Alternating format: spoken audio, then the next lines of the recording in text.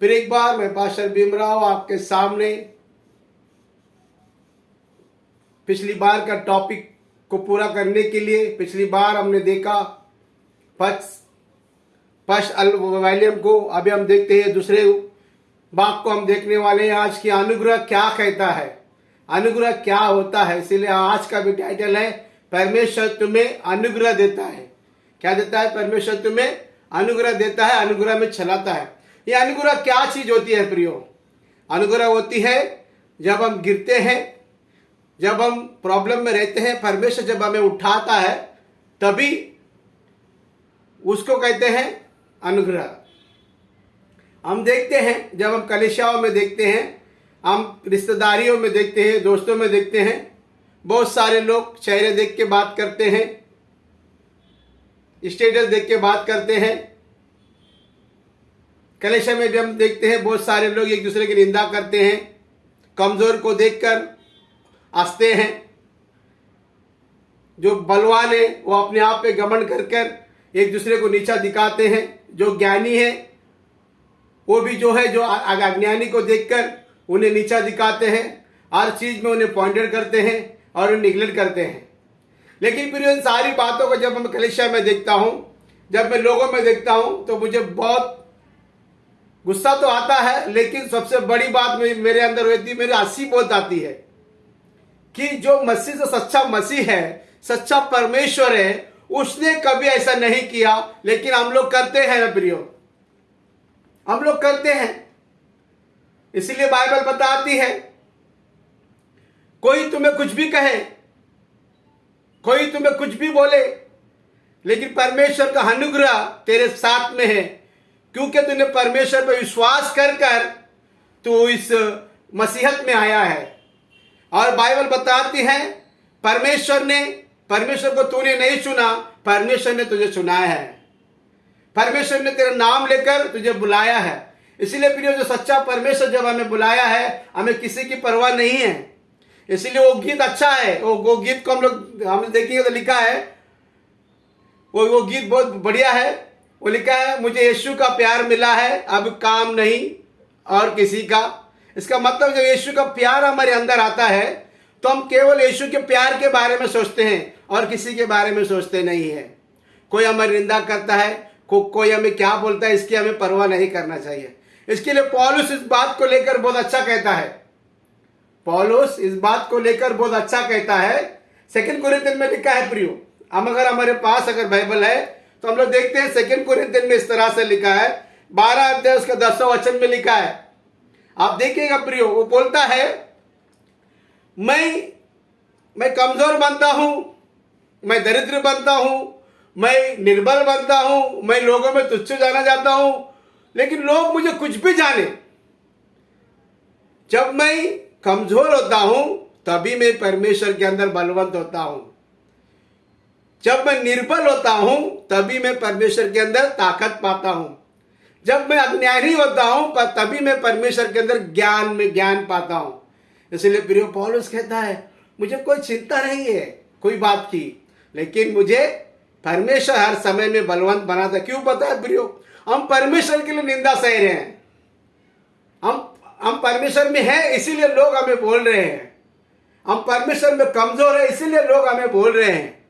इसलिए प्रिय, बाइबल बताते हैं कभी भी एक बात याद रखो, हम परमेश्वर के अंदर कमजोर है, परमेश्वर के अंदर निर्बल है। जब हम निर्बल रहते हैं तभी परमेश्वर हमें बलवंत बनाता है।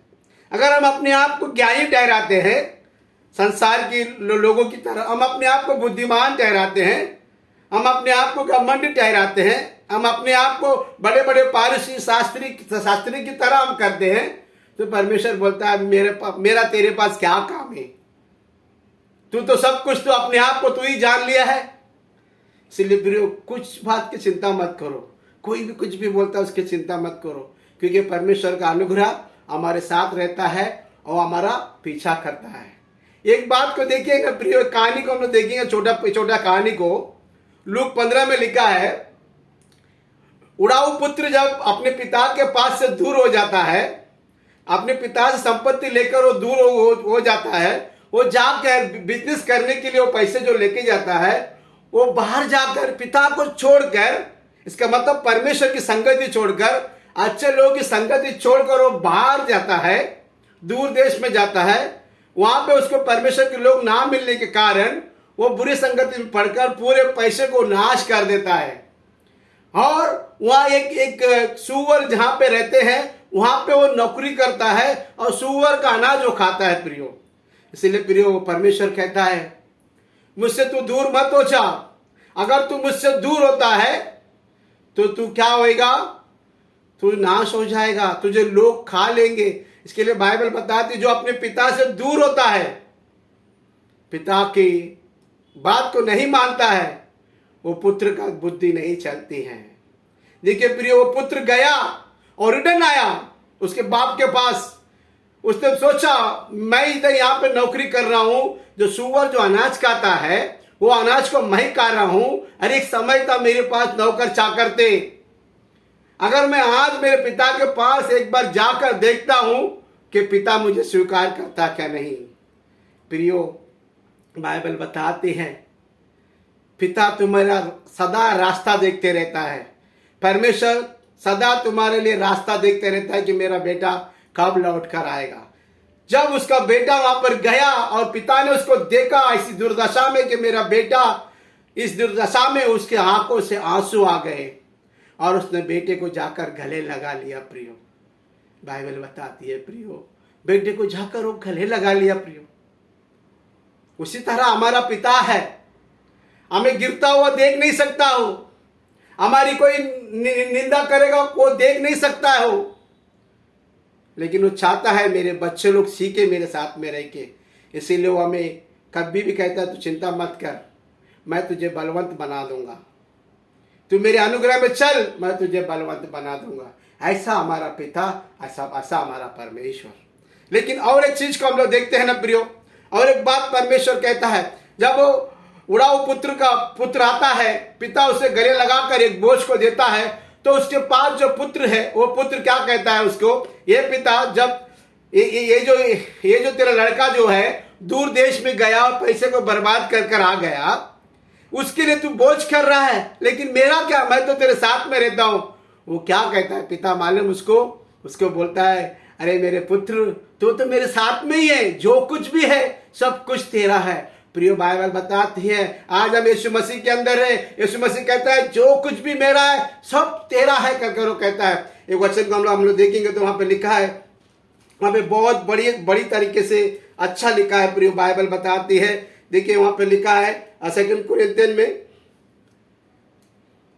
कुरिन्थियन में बहुत अच्छी तरह से लिखा है, 9वां अध्याय उसका 8 वचन में लिखा है, परमेश्वर सब प्रकार का अनुग्रह तुम्हें बहुतायत से दे सकता है, जिसमें हर बात में और हर समय सब कुछ जो तुम्हें आवश्यकता हो तुम्हारे पास रहे, और हर एक भले काम के लिए तुम्हारे पास बहुतायत से सब कुछ हो। हालेलुया। परमेश्वर के साथ में जो रहता है, परमेश्वर से बहुतायत से देता है। जो भी तुम्हारा प्रॉब्लम है, जो भी तुम्हारी समस्या है, जो भी तुम्हारे पास प्रॉब्लम है, जो भी चीजें तुम्हें चाहिए, कि घर चाहिए, संपत्ति चाहिए, बिजनेस बढ़ना चाहिए, जो कुछ भी तुम्हें चाहिए, परमेश्वर उन सारी चीजों को तुम्हें देने के लिए तैयार है और कहता है सब कुछ मैं तुम्हें देता हूं। हालेलुया। कितनी बड़ी बात परमेश्वर कहता है। हम लोग क्या करते हैं, छोटे दिमाग वाले हम लोग मनुष्यों के ऊपर आस रखते हैं, वो दे देगा, ये दे देगा, छोटा दिमाग हमारे पास। लेकिन परमेश्वर कहता है तेरे छोटे दिमाग के अंदर तू मेरे साथ में रहेगा, तेरे छोटे दिमाग के अंदर मैं एक बड़ी बुद्धि को डालूंगा, तेरे छोटे हृदय के अंदर मैं बड़ा परमेश्वर तेरे अंदर रहूंगा करके वो कहता है। इसलिए इससे बड़ी बात और एक बात परमेश्वर ने बहुत बड़ी तरह से कहा है, बहुत अच्छी तरह से। जॉन का लिखा सुसमाचार को देखते हैं प्रियो, जॉन का सुसमाचार जो आपके पास अगर बाइबल है तो उसके अंदर देखते हैं 15 में लिखा है, 15-13 में देखिए प्रियो, परंतु जब वो अर्थात सत्य का हाथ में आएगा तो तुम्हें 16 अध्याय में लिखा है, परंतु जब सत्य का हाथ में आएगा तो तुम्हें सब सत्य का मार्ग बताएगा, क्योंकि वह अपनी ओर से कहेगा, परंतु जो कुछ सुनेगा वही कहेगा, आने वाली बातें तुम्हें बताएगा। और एक बात को परमेश्वर वहां कहता है, वही 16-15 में देखिए प्रिय, 15 में क्या, जो कुछ पिता का है, ध्यान से सुनिए प्रियो, ध्यान से सुनिए प्रियो, जो कुछ पिता का है वह सब मेरा है। यीशु मसीह कहता है जो कुछ पिता का है सब कुछ मेरा है। इसीलिए मैंने कहा कि वह मेरी बातों में से लेकर तुम्हें बताएगा। किससे, कैसे बताएगा प्रियो? उसकी बातों में से। उसकी बातों में अभी कौन है प्रियो? हम लोग हैं जो विश्वास करते हैं। पिता कहता है पुत्र की बातों में से वो सब कुछ तुम्हें देगा, क्योंकि पिता के अंदर पुत्र रहता है और पुत्र के अंदर हम रहते हैं। बिना यीशु के परमेश्वर कुछ नहीं देगा, क्योंकि यीशु ही सत्य है, यीशु ही मार्ग है, यीशु ही जीवन है। इसलिए हर मनुष्य को यीशु के अंदर रहेगा तो वो पिता यीशु को देखकर, यीशु को विश्वास करने वालों को देखकर उसमें से हमें देगा जो पिता के पास है। हालेलुया, आमीन। परमेश्वर इन वचनों के द्वारा तुम्हें आशीष करे। परमेश्वर तुम्हारे घर को समृद्धि से भरे, तुम्हारे परिवार के अंदर सारे लोग सुख शांति से रहे, यही हमारी कामना है। और सभी को धन्यवाद, सभी को जय मसीह की। परमेश्वर ने इस वचन को तुम्हारे लिए दिया, अनुग्रह किया, धन्यवाद करते हैं। आमीन। फिर एक बार हम कहते हैं इस वीडियो जो है देश के कोने कोने तक जाना चाहिए, इसीलिए YouTube चैनल में हम डालते हैं ताकि सभी लोग इस वचन के द्वारा आशीष पाए। जो ऐसा कहते हैं कि हमारा कोई नहीं है, हमारा कोई नहीं है, हमें कोई मदद नहीं करेगा, लेकिन यीशु मसीह आज कहता है कि मेरे पिता तुम्हें मेरे अंदर से सारी बातें तुम्हें बताएगा और तुम्हें जो कुछ आवश्यकता है सब बातें तुम्हें देगा, ताकि तुम्हें कुछ भी परेशानी ना हो। आमीन, हालेलुया। इसी बात के द्वारा सभी को जय मसीह की और सभी को शालोम, सभी के जीवन में आनंद, शांति, सुख सदा बने रहे। जय मसीह की। आमीन।